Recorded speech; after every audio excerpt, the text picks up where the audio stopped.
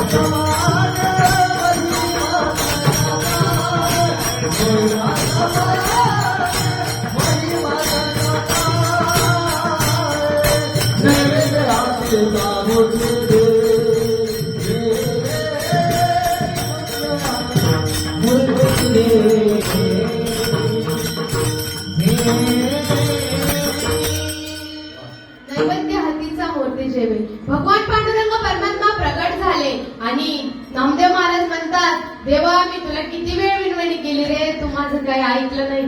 तू जर नसता आला जेवायला तर माझ्या आईने नक्कीच माझ्या डोक्याचा नारळ फोडलाच असता. पांडुरंग परमात्मा प्रगट झाले. नामदेव महाराज आणि पांडुरंग परमात्मा एकत्र दोघं जेवायला लागले आणि नामदेव महाराज घरी गेले. आणि घरी गेल्याच्या नंतर ताटात तर काही दिसत नाही. गोनाई म्हणती, तू तिकडे जाऊन जेवला का काय रे बाळा? अगं आई, अगं तूच म्हटली होती मला देवाला जीव घालून ये, मी घरात देवाला जीव घालून आलो. आईला काही खरे पटेना. दामेश्वरची घरी आल्याच्या नंतर गोनाई म्हणते, मी आपल्या बाळापाशी नामापाशी ताट भरून दिलं, जेवणाचं तयार करून दिलं आणि नामदेव महाराज घरी आल्यावर रिकामं ताट घेऊन आले. त्यांची अशी परंपरा होती, देवाला नैवेद्य दाखवला ना तेच अन्न त्यांनी परत खायचं.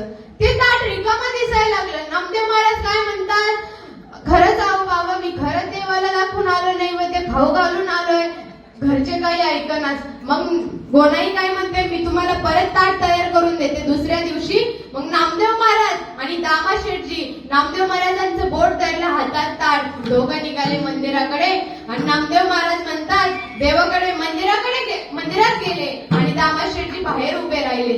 देवाला नामदेव महाराज म्हणतात, हे बघ मी तुला काल जीव घातलं, माझ्या घरच्यांना काही खरं पटलं नाही. तू काय कर, आज परत ये आणि जेवण करून परत विनवणी करतात. अरे जगाच्या मालकाला अख्ख्या त्रैलोक्याचं कळतं, तर भिंतीच्या पलीकडे दडलेला बाप कसा नाही दिसणार ना. देव काय ऐकणार, नामदेव महाराज काय हट्टा सोडीना. तरी पण भगवान पांडुरंग परमात्मा प्रगट झाले आणि नामदेव महाराज आणि पांडुरंग परमात्मा एकत्र जेवायला लागले. आपल्या हाताने काय काय पुत्र सुद्धा भाकर खात नाही, पण आपण कुत्र्याला घालतच नाही. घालता नाही. भगवान पांडुरंग परमात्मा आणि नामदेव महाराज एकत्र जेवायला लागले.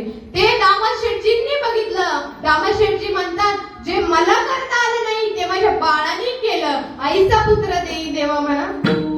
आईचा पुत्र देई देवा.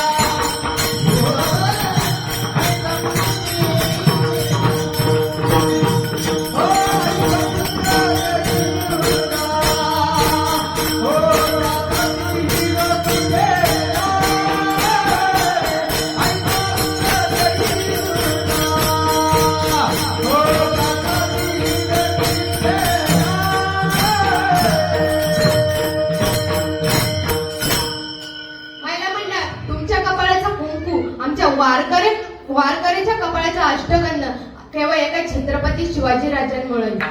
छत्रपती शिवाजी महाराज नसते तर हे नसतं. छत्रपती शिवाजी महाराज होऊन गेले. छत्रपती शिवाजी महाराज होऊन गेले. महिला मंडळ लक्ष देऊन ऐका. विठ्ठल विठ्ठल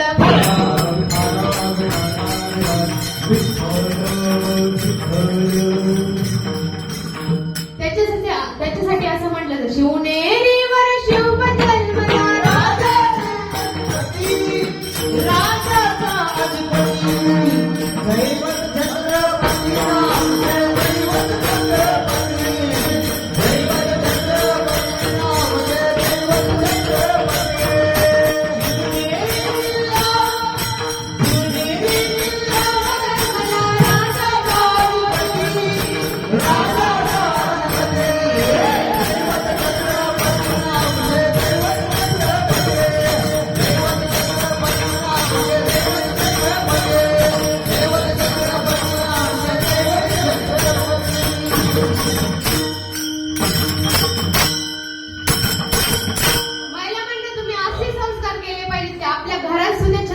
शिवाजी राजे जन्माला आले पाहिजे असं तुम्ही त्याच्यावर संस्कार केले. अंधार खारा झाला आता दिवा पाहिजे.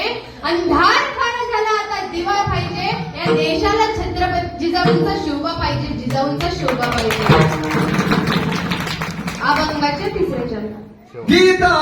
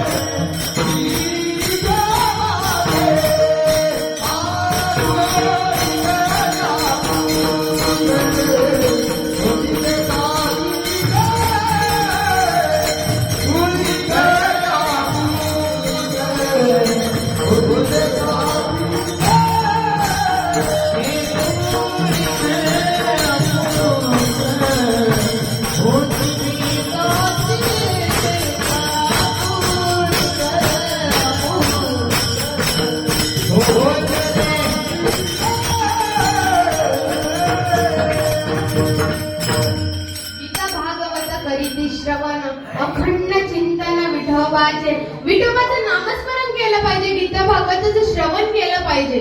आपण आता असं काही बाया घरी मालिका बघत बसतील पण कीर्तनाला येणार नाही. आपण केलं पाहिजे. गीता भागवताचं श्रवण केलं. मुलींना आता गरज आहे. काळाची गरज आहे.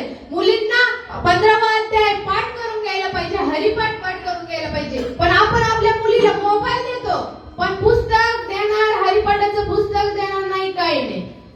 दिवसभर मुलगी घरी असल्या फोन बघणार पण चिंतन नाही.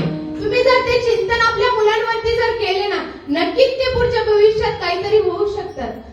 आता मुली पदवीधर आहेत. मुली कंडक्टर आहेत. मुली कलेक्टर आहेत. मुली कीर्तनकार आहेत.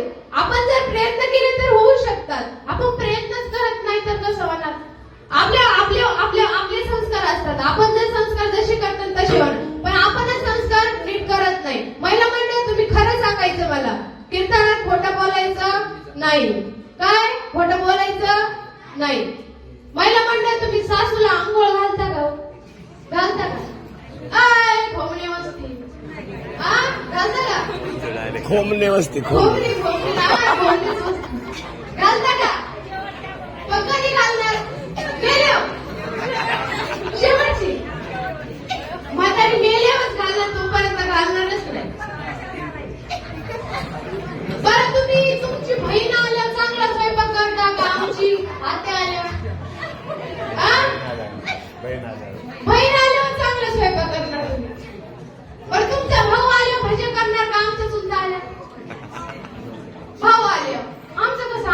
अजिबात कॉर्नरचे कसे करणार अजिबात नाही.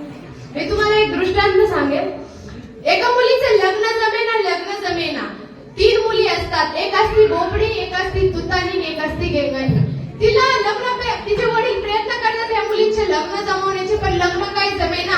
मग एक दिवशी असं म्हणतात, हे बघा आता मी शेवटचे पाहुणे आणणार आहे तुमच्यासाठी बघायला, तुम्ही काही बोलायचं नाही, कारण बोलल्या या पोरी की लग्न मोडायचं. बाबाने आधीच ताकीद देऊन ठेवली, तुम्ही बोलायचं नाही. मुली म्हणल्या ठीक आहे बाबा. मुली अशा व्यवस्थित तयार झाल्या, साड्या वगैरे घातल्या, स्वयंपाक केला, कढी केली, भात केली, पुरणपोळ्या केला, सार केला, भात केला, भजे केले, सगळं केलं. पाहुणे घरी आले, जेवायला बसले. पण मुली बाबांनी काय सांगितलं होतं,